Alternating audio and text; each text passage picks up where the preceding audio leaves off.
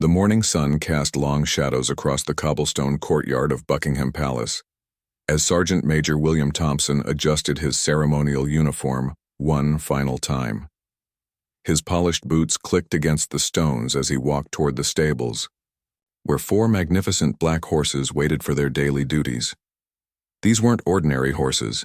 They were the Queen's Life Guard horses, trained for years to remain perfectly still during ceremonies, parades, and the changing of the guard. Thompson had been working with these horses for over 15 years. He knew each one by name, temperament, and quirk. There was Wellington, the eldest at 12 years old, whose steady presence could calm any situation. Beside him stood Britannia, a spirited mare with intelligent eyes that seemed to understand every word spoken to her.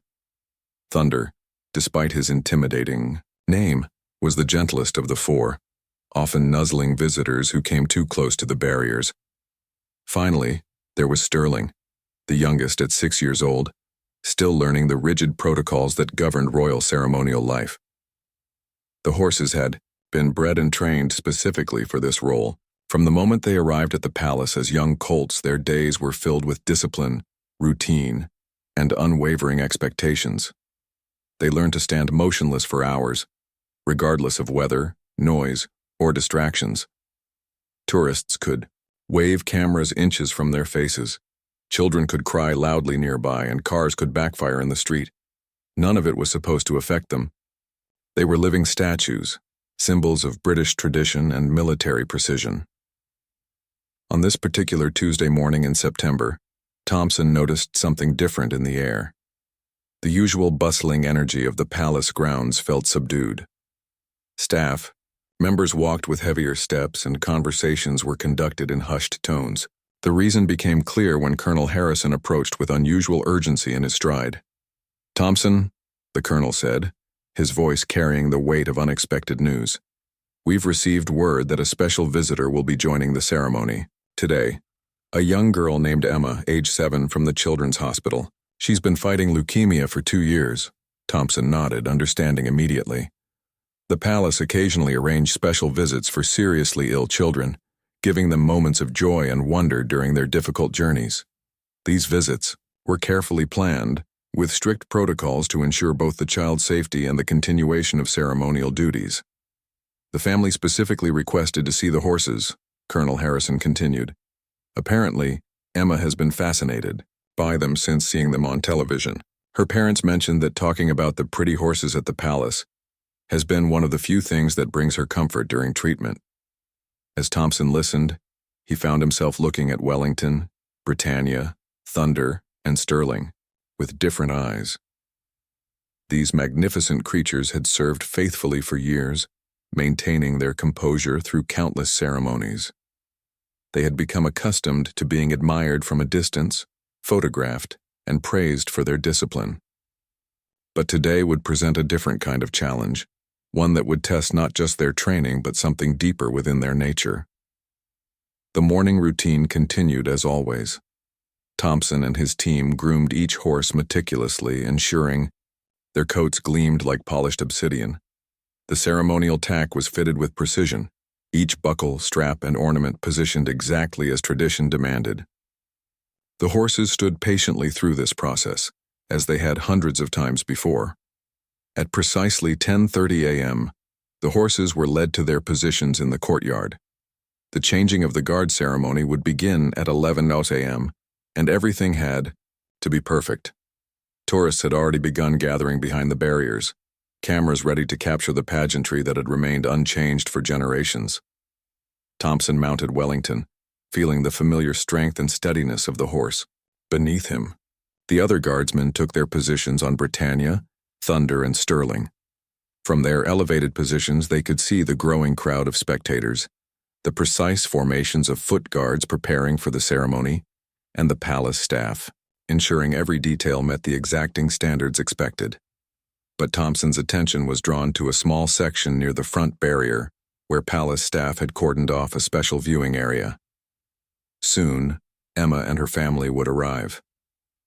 The young girl who had been fighting her battle with such courage would finally meet the horses that had captured her imagination during her darkest moments. As the minutes ticked by, Thompson found himself wondering how the horses would react.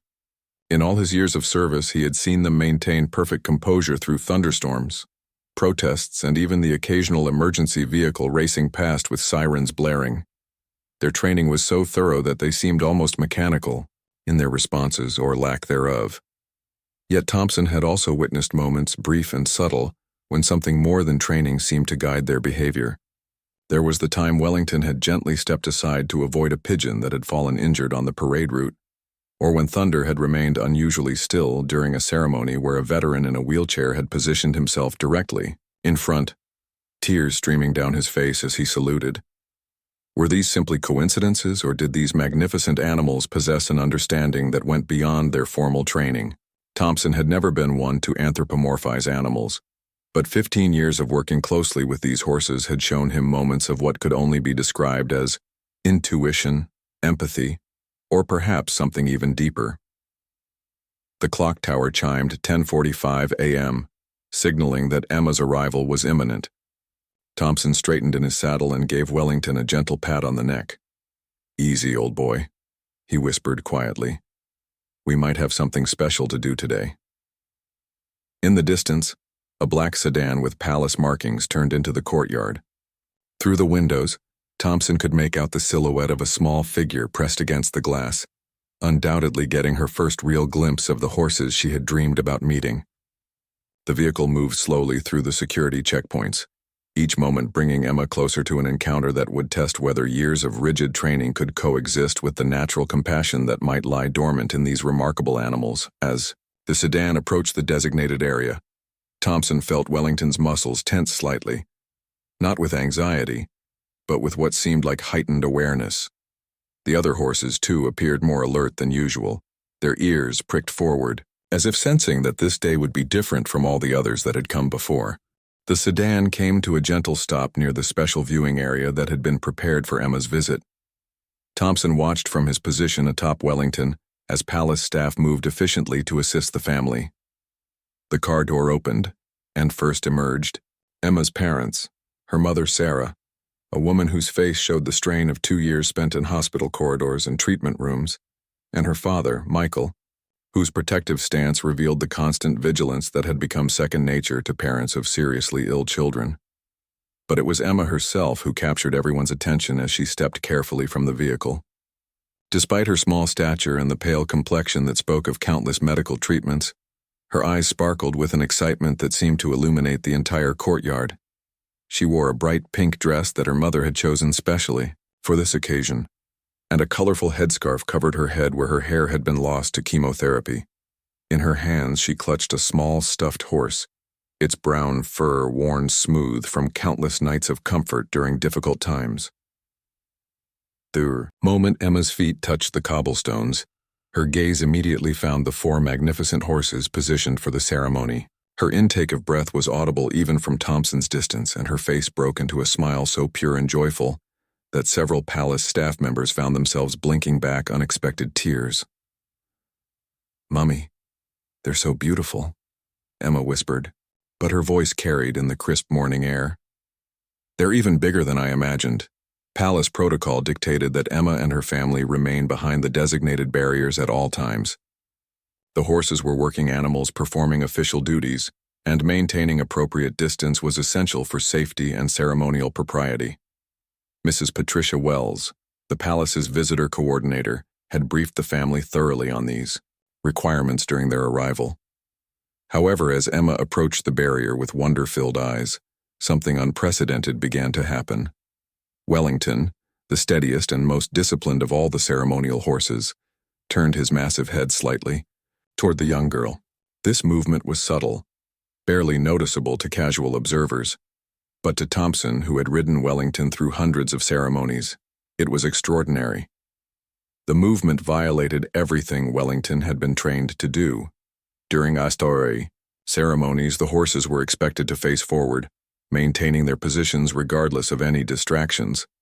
Yet here was Wellington, the model of discipline, acknowledging the presence of this small visitor with what could only be described as deliberate attention. Emma noticed immediately. Her eyes grew even wider as she realized that this magnificent black horse was looking directly at her. "Mummy, look, he sees me. The big horse sees me." Sarah knelt beside her daughter, her own emotions threatening to overwhelm her composed facade. For 2 years she had watched Emma endure treatments that would challenge the strongest adults. She had seen her daughter's spirit tested repeatedly, watched her fight battles that no child should ever face. Yet here, in this moment, Emma radiated pure happiness. "He's very handsome, isn't he, sweetheart?" Sarah managed to say, her voice thick with emotion. Thunder, positioned to Wellington's left, began to show similar behavior. The gentle giant slowly turned his head toward Emma, his large brown eyes focusing on the small figure behind the barrier. Then, in a movement that made Thompson's breath catch, Thunder took a small step closer to the barrier. This was unprecedented. The horses had been trained to maintain their exact positions throughout ceremonies, regardless of external circumstances. Yet Thunder was deliberately moving toward Emma, drawn by something that transcended his years of rigid conditioning. Emma's response was immediate and heartwarming. She pressed closer to the barrier, her small hands gripping the metal railings as she stood on her tiptoes to get a better view. "Daddy, they like me. The horses like me." Michael had been recording the moment on his phone, wanting to capture every second of his daughter's joy. But he found himself lowering the device, too moved by what he was witnessing to focus on technology. In all the difficult months of Emma's treatment, he had rarely seen her this animated, this purely happy. Mrs. Wells approached the family with some concern. As visitor coordinator, she was responsible for ensuring that protocols were followed. But she was also witnessing something that defied easy categorization. The horse's behavior was unusual, yet there was nothing threatening or dangerous about their actions. If anything, their movements seemed careful and deliberate, as if they understood the fragility of their young visitor. "This is quite remarkable," Mrs. Wells murmured to Colonel Harrison, who had positioned himself nearby to observe the proceedings. "In 20 years of organizing palace visits, I've never seen the horses respond to anyone quite like this." "Colonel," Harrison nodded slowly, his military bearing intact but his eyes reflecting deep thoughtfulness. He had overseen countless ceremonies and understood better than anyone the level of training these horses had received. What he was witnessing challenged everything he knew about their conditioning. Britannia and Sterling, not to be outdone by their companions, began showing their own signs of unusual behavior. Britannia, typically the most spirited and focused during ceremonies, lowered her head slightly in Emma's direction.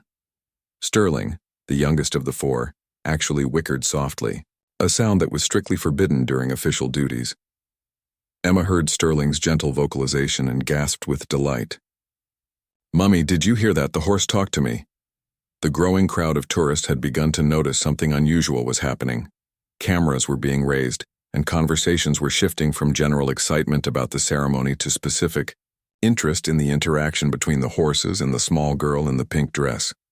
Several visitors were pointing and whispering, trying to understand what made this moment different from the typical changing of the guard ceremony.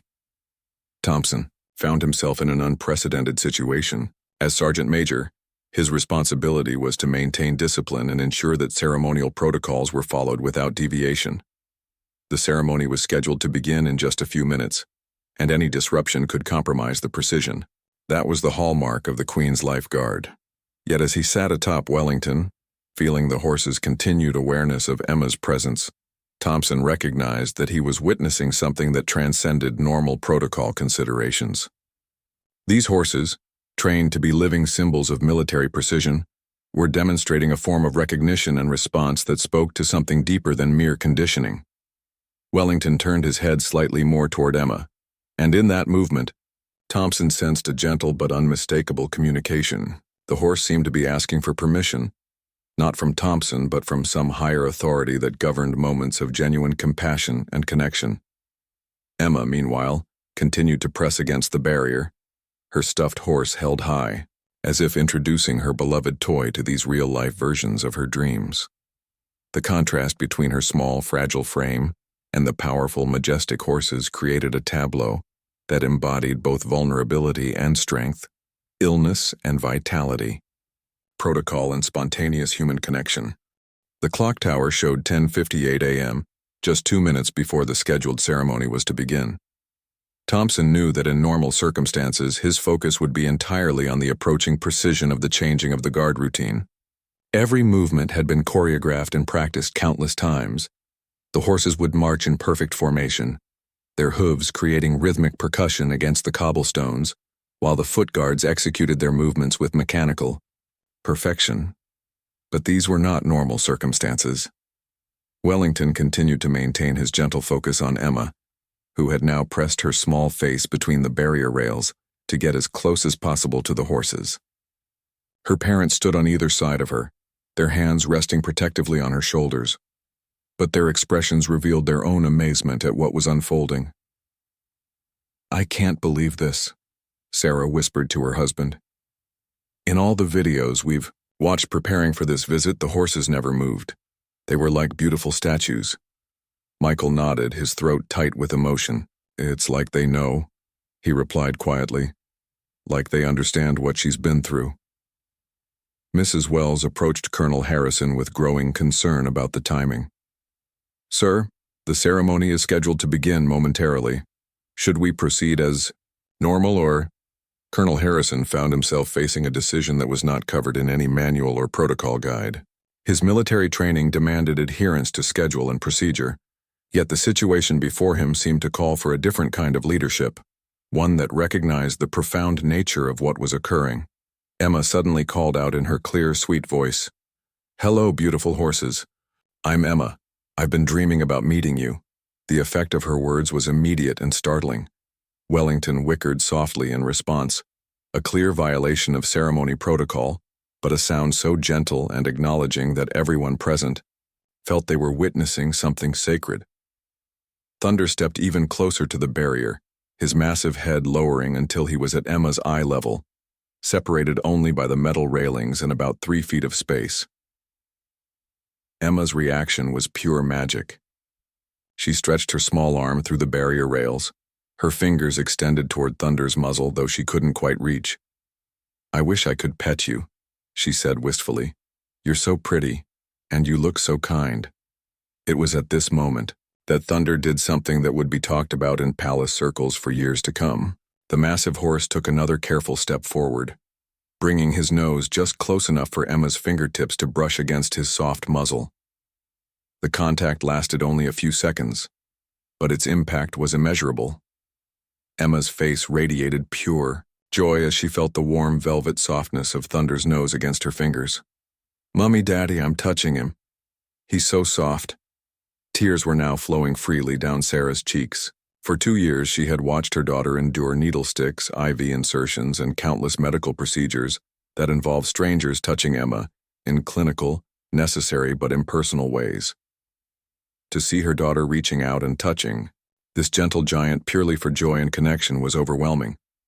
The gathered tourists had fallen silent, sensing that they were witnessing something extraordinary. Cameras continued to record, but the usual chatter and excitement of crowds had been replaced by an almost reverent quiet. Even children in the crowd seemed to understand that this was a special moment. Britannia, not to be outdone by Thunder's gesture, moved closer to the barrier as well. Her position allowed her to see Emma from a slightly different angle, and she too lowered her head toward the young girl. Emma, emboldened by Thunder's acceptance, reached toward Britannia with her other hand. "2 of them," Emma exclaimed with breathless wonder. "2 beautiful horses want to be my friends." Sterling, the youngest horse, began to show signs of wanting to join his companions in this unprecedented breach of protocol. He shifted restlessly in his position, clearly drawn to the interaction, but uncertain about abandoning his training. Thompson could feel the tension in Sterling's desire to move closer to Emma. It was then that Thompson made a decision that would define his career and his understanding of true service. Speaking quietly to Colonel Harrison, he said, "Sir, requesting permission to allow a brief meet and greet before the ceremony begins." Colonel Harrison looked at Thompson with surprise. In 15 years of service together, Thompson had never requested a deviation from protocol. The sergeant major was known for his unwavering adherence to procedure and discipline. "Thompson, you understand what you're asking?" "Yes, sir. I believe these horses are demonstrating something that transcends our normal duties. That little girl has been fighting for her life for 2 years. If our horses can bring her a moment of pure happiness." Colonel Harrison looked at Emma, who was now giggling with delight as both Thunder and Britannia allowed her to touch their noses through the barrier. The sight of this small, brave child finding such joy in the presence of the ceremonial horses struck him deeply. 30 seconds, Colonel Harrison said quietly. "Then we proceed with the ceremony." Thompson dismounted from Wellington with smooth efficiency, his boots hitting the cobblestones with purpose. He approached Mrs. Wells and Emma's parents with calm authority. "With your permission," he said to Sarah and Michael, "and if Emma would like, we can arrange a proper introduction." Emma heard his words and turned toward Thompson with eyes wide with hope and disbelief. "Really? I can really meet them properly?" "For just a moment," Thompson replied gently. "These are very special horses, and they seem to think you're quite special too." Mrs. Wells, despite her concerns about protocol, found herself nodding approval. The situation was unprecedented, but the genuine nature of the interaction between Emma and the horses had convinced her that this was one of those rare moments when human compassion should take precedence over rigid procedures. Thompson carefully opened a section of the barrier, creating a small gap through which Emma could step closer to the horses. Her parents moved with her, their protective instincts on high alert but their faces showing gratitude for this unexpected gift being offered to their daughter. As Emma stepped into the space normally reserved only for palace staff and guards, Thunder and Britannia remained perfectly calm, as if understanding the precious nature of their young visitor.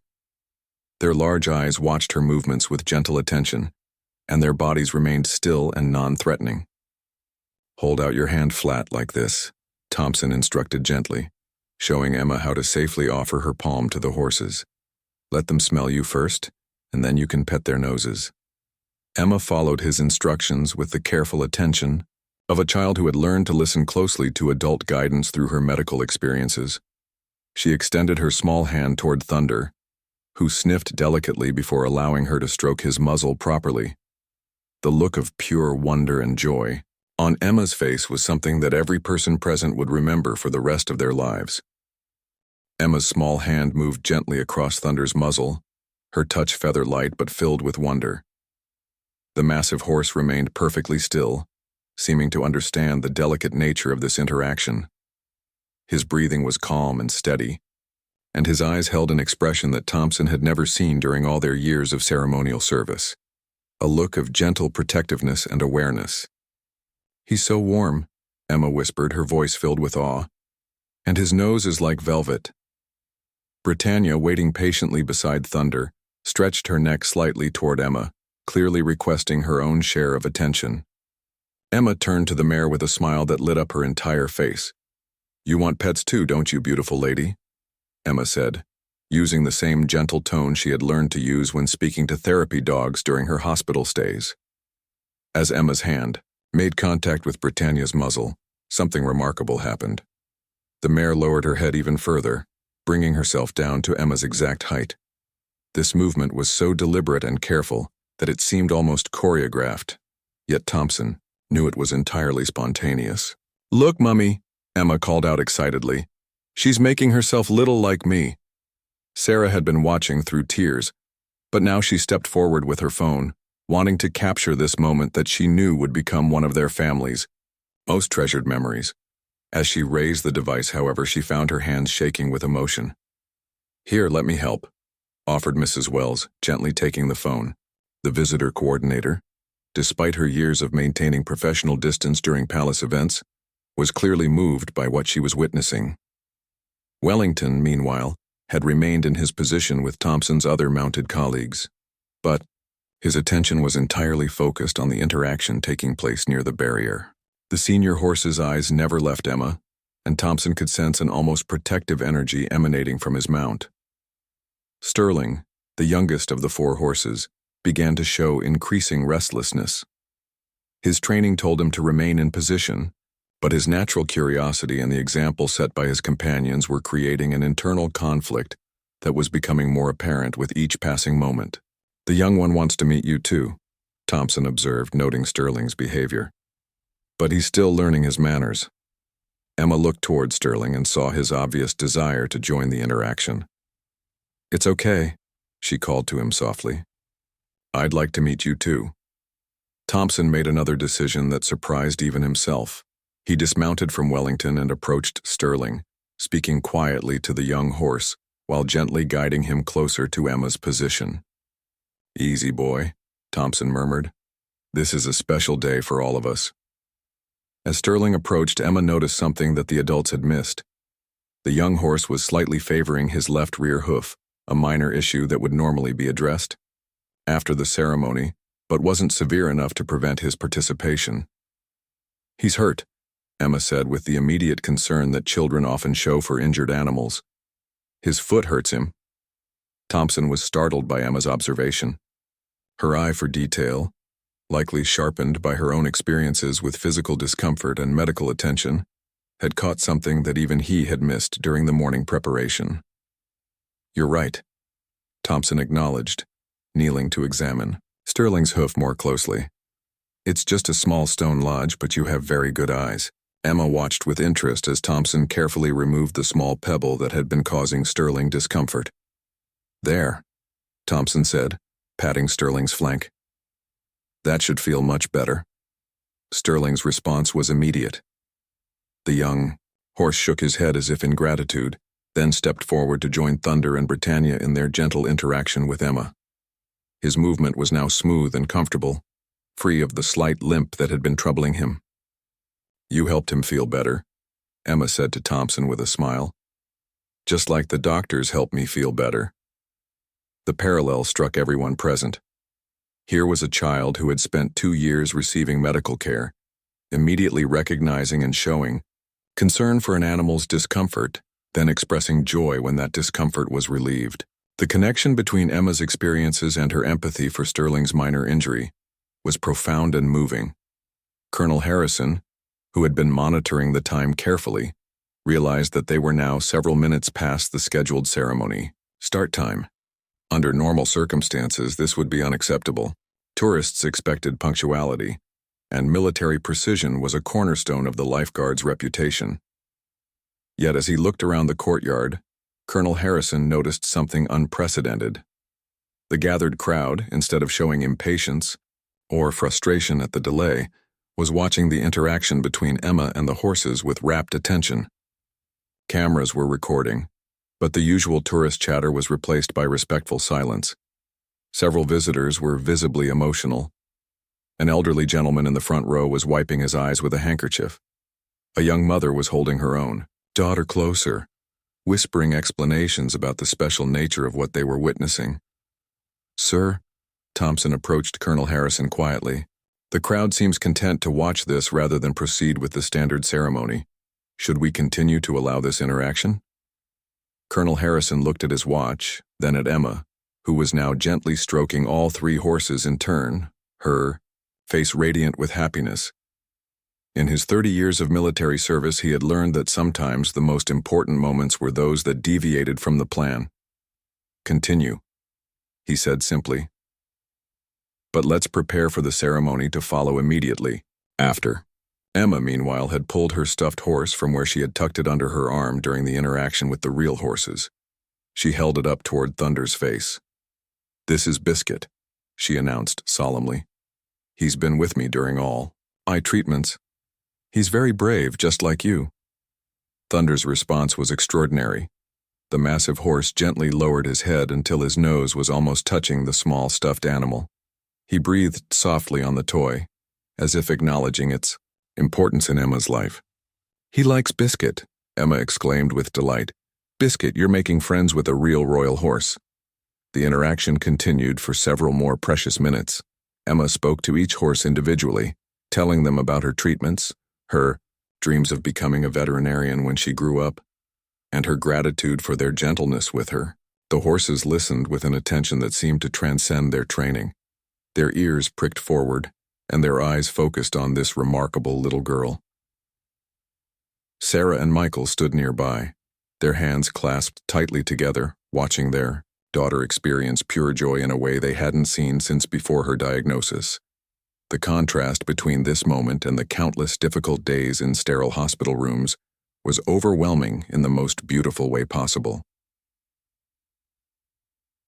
Finally, Thompson gently indicated that it was time for the ceremony to proceed. "Emma," he said kindly, "we need to get back to our work now, but the horses wanted me to tell you something special." Emma looked up at him expectantly, her eyes still bright with the magic of the experience. "They wanted you to know that they'll remember meeting you," Thompson continued, speaking the words he somehow knew were true. "And they hope you'll remember them too, especially when you need to be brave." Emma nodded solemnly at Thompson's words, understanding instinctively that this special time was coming to an end. She took a step back from the horses, but before returning to her parents, she did something that would remain etched in everyone's memory forever. She curtsied. It was a small, imperfect curtsy, the kind a 7-year-old might attempt after watching princess movies. But it was performed with such genuine respect and gratitude that it transformed the moment into something approaching ceremony itself. Thunder, Britannia, and Sterling seemed to recognize the gesture for what it was, and each horse lowered their head slightly in what appeared to be a return acknowledgement. "Thank you for being my friends," Emma said clearly, addressing all 3 horses. "I'll never forget you." As Emma returned to her parents' side and the barrier was carefully repositioned, Thompson began the process of remounting Wellington and preparing for the delayed ceremony. However, he noticed that the horses' demeanor had subtly changed. While they resumed their positions with their usual discipline, there was something different in their bearing, a sense of fulfillment, as if they had completed something important that went beyond their normal duties. The ceremony that followed was unlike any that Thompson had experienced in his 15 years of service. The horses performed with their customary precision, but there was an additional grace to their movements, as if their interaction with Emma had reminded them of something fundamental about service, that it was not just about following orders or maintaining tradition, but about touching lives and creating moments of genuine connection. Wellington's steps seemed lighter as they moved through the practiced formations. Thunder maintained his usual steadiness, but with what Thompson could only describe as contentment. Britannia showed her typical spirited energy, but directed it with unusual gentleness. Sterling, pain-free thanks to Emma's observation, moved with newfound confidence and fluidity. The tourists, rather than being annoyed by the delay, watched the ceremony with heightened appreciation. Many had witnessed something they hadn't expected, a demonstration that even the most formal traditions could accommodate spontaneous human kindness. The precision of the ceremony seemed more meaningful now, enhanced rather than diminished by the compassionate detour that had preceded it. Emma watched every moment of the ceremony with rapt attention, her small hands gripping the barrier as she followed the movements of her new equine friends. When Wellington passed closest to her position during one of the formations, the horse's head turned just slightly in her direction, another subtle acknowledgement that would have been invisible to casual observers but was unmistakably deliberate. "Daddy," Emma whispered as the ceremony continued. "They remember me." Wellington just looked at me. Michael, who had been skeptical about whether horses could truly form connections during such brief encounters, found himself convinced by what he was witnessing. The horse's awareness of Emma's presence continued throughout the ceremony, expressed through tiny gestures that spoke of recognition and affection. As the formal changing of the guard reached its conclusion, Colonel Harrison approached Emma's family once more. His military bearing remained intact, but his expression was softer than when they had first met. "Emma," he said, crouching down to speak to her at eye level, "what you experienced today was very special. In all my years overseeing these ceremonies, I've never seen our horses respond to anyone quite the way they responded to you." Emma looked at him seriously. "They're very good horses," she said simply. "They know how to be kind." "Yes," Colonel Harrison agreed. "They do indeed know how to be kind. And I think they learned something important from meeting someone who knows how to be brave." Mrs. Wells approached with a special surprise that had been hastily arranged during the ceremony. "Emma, we'd like you to have this," she said, presenting a beautiful photograph that palace staff had managed to print from the images captured during her interaction with the horses. "This is so you can always remember your friends here." Emma accepted the photograph with reverent care, studying the image of herself gently touching Thunder's nose while Britannia and Sterling looked on. "It's perfect," she breathed. "I can show all the other children at the hospital." The mention of sharing this experience with other sick children struck everyone present. Here was a child who, despite her own serious illness, was already thinking of how to bring joy to others facing similar struggles. Sarah spoke up, her voice thick with emotion. "Emma has always talked about how she wants to help other children when she gets better. This experience, it's given her something wonderful to share." As the family prepared to leave, Thompson made one final gesture that surprised even himself. He approached Emma with a small item he had removed from Wellington's ceremonial tack, a polished brass medallion that bore the insignia of the Queen's Life Guard. "This is for you," he said, placing the medallion in Emma's small palm. "It's from Wellington. He wanted you to have something to remember him by." Emma's eyes widened as she examined the medallion. "Really? Wellington gave this to me?" "He did indeed," Thompson confirmed, though he wasn't entirely certain how he knew this to be true. "It's been with him through many ceremonies, and now he wants you to carry it with you." Emma closed her fingers carefully around the medallion, then impulsively stepped forward and hugged Thompson around the waist. The gesture was so spontaneous and heartfelt that Thompson, despite his years of maintaining military composure, felt his own eyes moisten. "Thank you for letting me meet your horses," Emma said into his uniform jacket. "This is the best day I've ever had." As Emma's family prepared for departure, the horses remained in their positions, but their attention continued to follow the small girl in the pink dress. When the sedan door closed and the vehicle began to move toward the palace gates, all 4 horses turned their heads to watch until Emma disappeared from sight.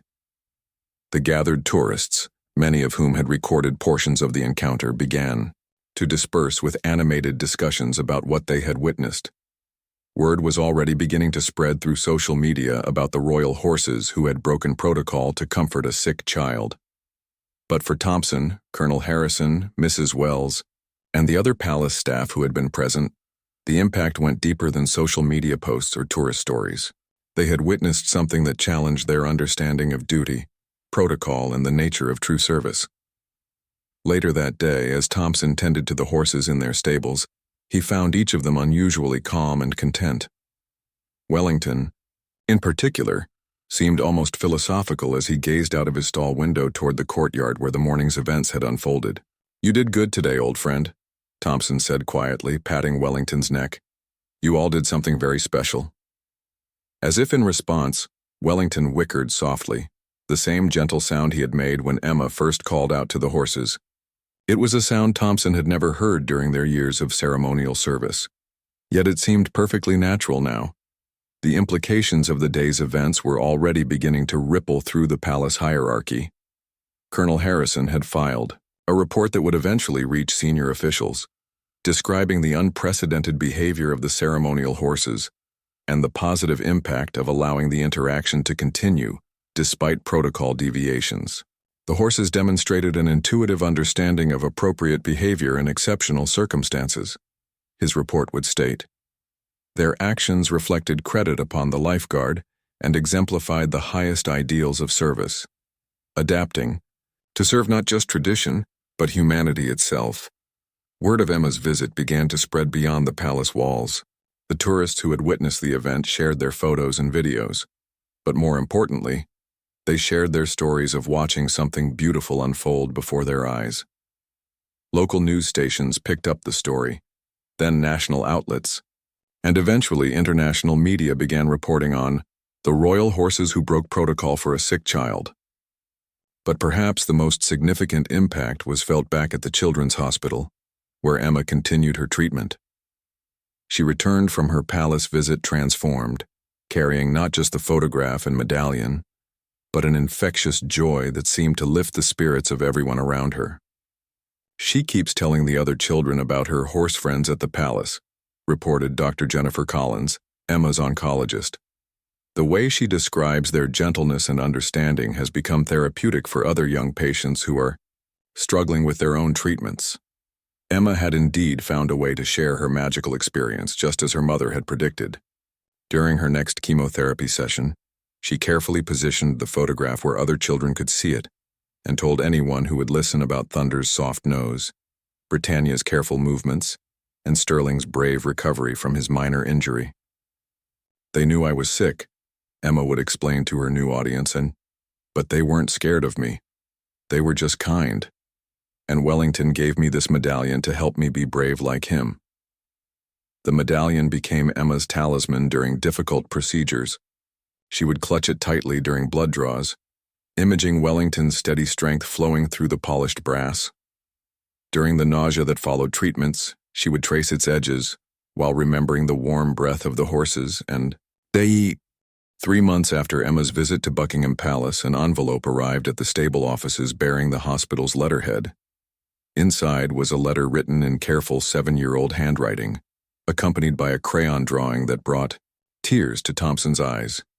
"Dear Wellington, Thunder, Britannia, and Sterling," the letter began, "I wanted to tell you that I finished my treatments. The doctors say I'm getting better every day. I think about you whenever I need to be brave, just like Sergeant Thompson said you wanted me to remember." The drawing showed 4 black horses standing beside a small figure in a pink dress, with a bright yellow sun shining overhead and the words, "Thank you, my horse friends," written in rainbow letters across the top.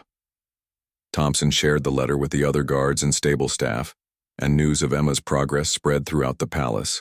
With remarkable speed, even staff members who hadn't been present during her visit found themselves smiling at the update, as the story had become part of palace folklore in the months since it occurred.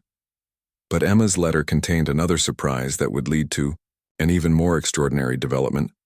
"I told Dr. Collins about how you helped me be brave," the letter continued.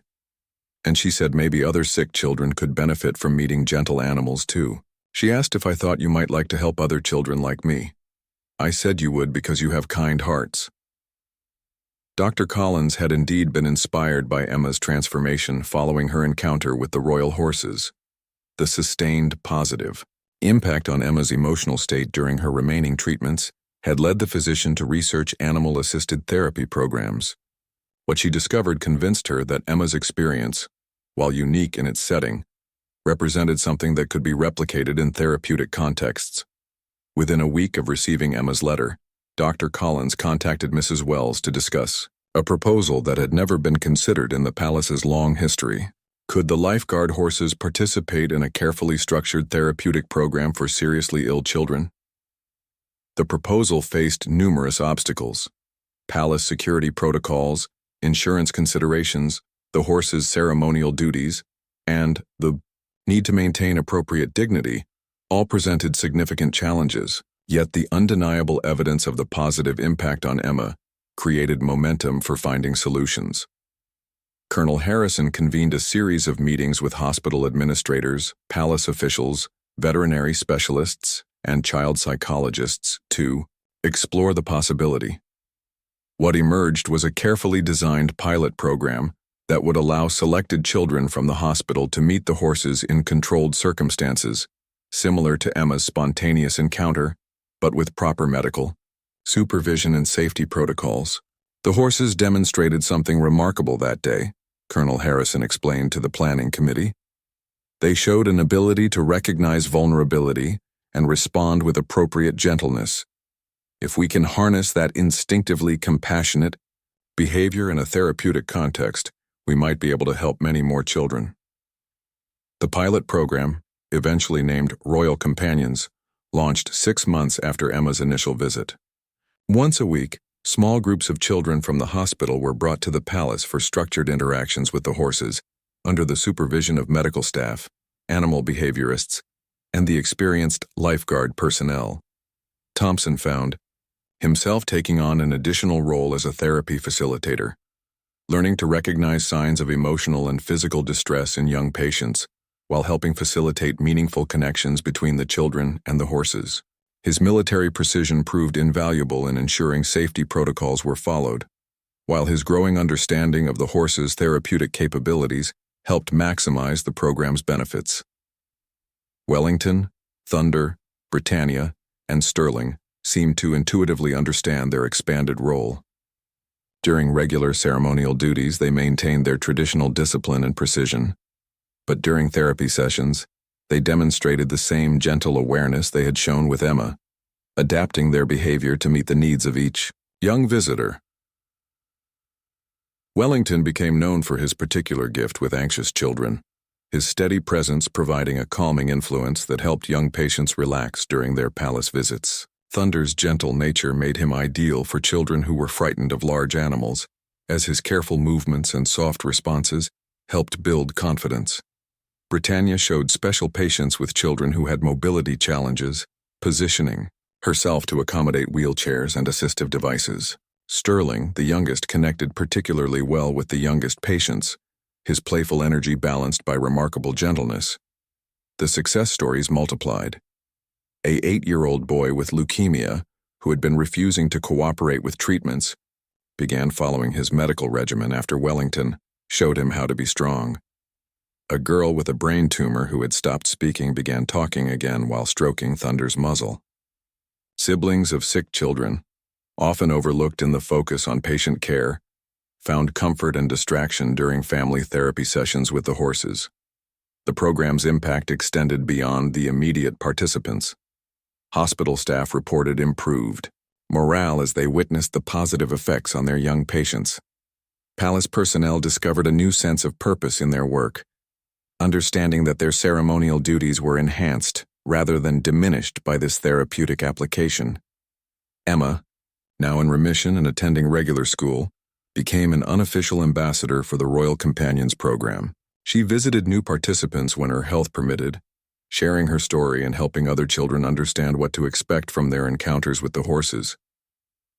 "They're magic," she would tell nervous newcomers. "But it's the kind of magic that makes you feel brave instead of scared." On the first anniversary of Emma's initial visit, the palace held a special celebration for Royal Companions program participants and their families. Emma, now with hair growing back in soft curls and a healthy glow in her cheeks, was given the honor of presenting Wellington, Thunder, Britannia, and Sterling with commemorative ribbons recognizing their service. As she placed Wellington's ribbon around his neck, she whispered something that only Thompson, standing nearby, could hear. "Thank you for teaching me how to be brave. Now you're helping lots of other children learn too." Wellington's response was the same gentle whicker he had offered on that first day, a sound that had become his signature way of communicating with his young therapeutic partners. The ceremony concluded with a demonstration of the horses' ceremonial duties, allowing program participants and their families to see their gentle friends in their traditional role. The contrast between the horses' formal precision during the ceremony and their therapeutic gentleness during patient interactions had become a powerful symbol of adaptability and service. As the families departed that evening, Thompson remained in the courtyard with the 4 horses, reflecting on how dramatically their lives had changed since that September morning, when a small girl in a pink dress had simply wanted to meet the pretty horses at the palace. The Royal Companions program continued to grow, eventually inspiring similar initiatives at other royal residences and ceremonial units. Research studies documented the measurable benefits to participating children, and the program received international recognition as an innovative approach to pediatric therapeutic intervention. But for Thompson, Colonel Harrison, Mrs. Wells, and especially for Emma and her family, the program's greatest achievement wasn't found in statistics or academic papers. It was found in the simple truth that Wellington, Thunder, Britannia, and Sterling had demonstrated that first day. That true service sometimes requires the wisdom to set aside protocol in favor of compassion, and that the highest form of discipline is knowing when to be gentle. Emma, now a healthy teenager with dreams of becoming a veterinarian, still carried Wellington's medallion in her backpack. She had grown too old for the Royal Companions program, but occasionally volunteered to help with younger participants, sharing her story and the enduring lesson she had learned from 4 remarkable horses who understood that breaking protocol could sometimes be the most principled action of all.